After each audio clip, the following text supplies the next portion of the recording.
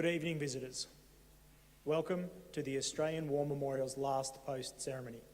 My name is Chris Weidenbar, and joining us today from the Royal Australian Navy is Warrant Officer Rachel Brookshaw. We are honoured to acknowledge Mr Zohar Polti, Director of Policy and Political Military Bureau, Ministry of Defence, Israel, and the accompanying delegation. We are also honoured to acknowledge staff and students from the RAAF School of Administration and Logistics, RAAF Base Wagga Wagga, the delegation representing the Navy Indigenous Development Program, and the Chief of Army's Jonathan Church Ethical Soldier Award Winners Group.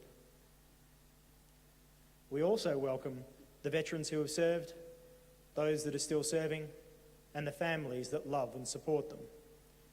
We acknowledge the members of RSL and Services Clubs Association, RSL Victoria and RSL Queensland who are watching the broadcast of this ceremony across Australia. During this evening's ceremony, wreaths will be laid at the base of the pool of reflection by visitors and by students on behalf of the following schools. From New South Wales, Umina Public School, Umina Beach. From Western Australia, South Coast Baptist College, Waikiki, and Bainton West Primary School. And from Queensland, Rathdowney State School. I now ask all who are able to please stand and join in singing the National Anthem.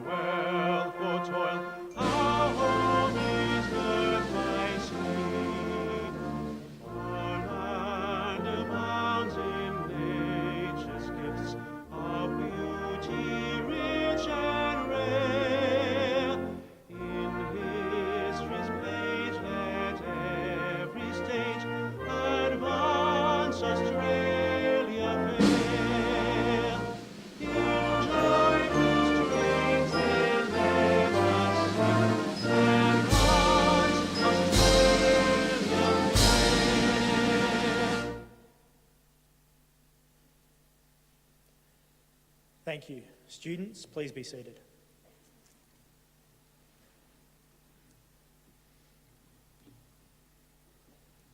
The Australian War Memorial was the vision of Charles Bean, Australia's first World War official historian. Bean landed with the Australian troops on Gallipoli and stayed with them at the front through to the end of the war. The idea of this national memorial and museum came to him at Pozières, France, in the depths of the bloody fighting of 1916. Bean's idea was that this would be a place where families and friends could mourn loved ones buried in faraway lands. It would also be a place that could help all Australians understand what these men and women had endured and what they had done for us. Bean's vision, to which we remain true, is best expressed as inscribed in the entrance to the memorial's galleries. Here is their spirit, in the heart of the land they loved. And here we guard the record which they themselves made. Tonight, we will read the story behind just one of those on the Roll of Honour, which lists the names of more than 102,000 men and women who have given their lives for us in war and operations for more than a century. But first, we present a lament, Flowers of the Forest. Wreaths or floral tributes will now be laid at the base of the pool of reflection.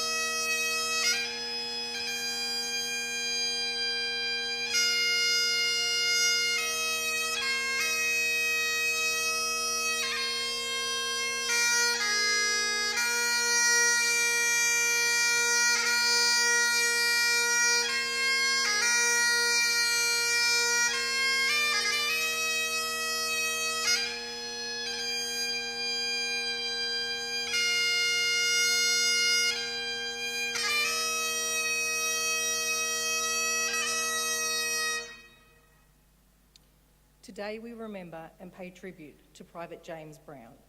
James Brown was born in Glasgow, Scotland, around 1879, the son of George and Isabella Brown. Brown immigrated to Australia with his wife, Elizabeth, in 1913, settling in the Sydney suburb of Glebe.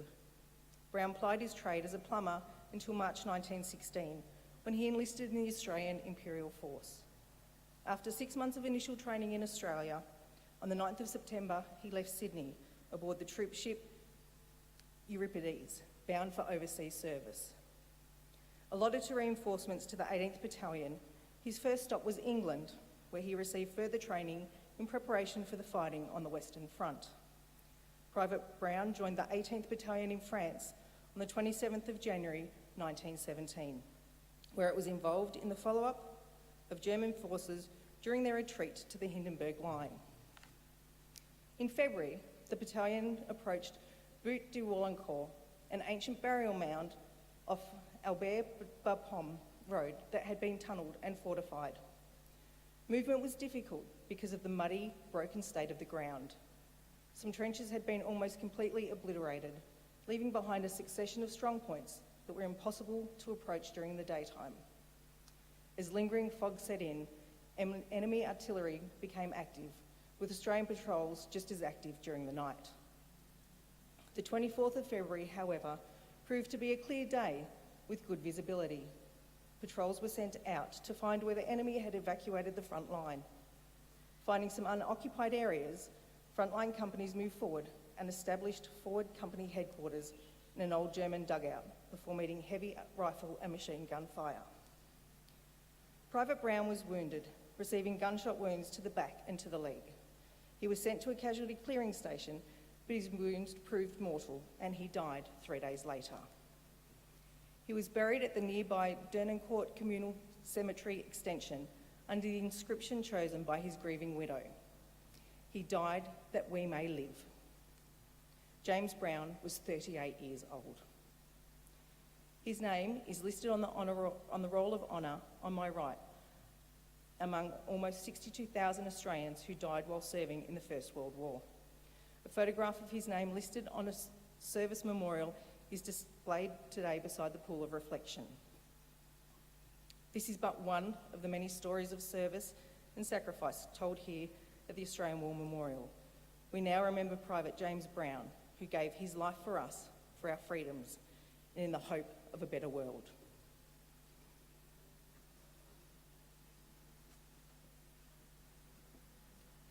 Please stand for the reading of the ode and the sounding of the last post.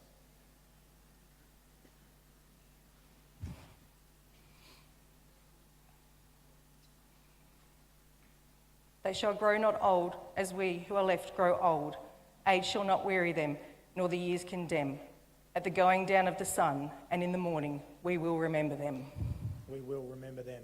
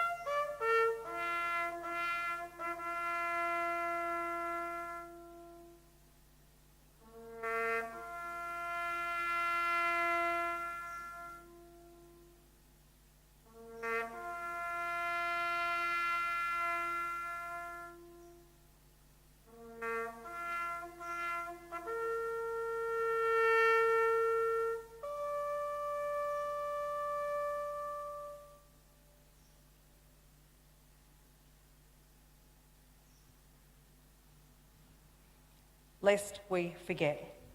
Lest we forget.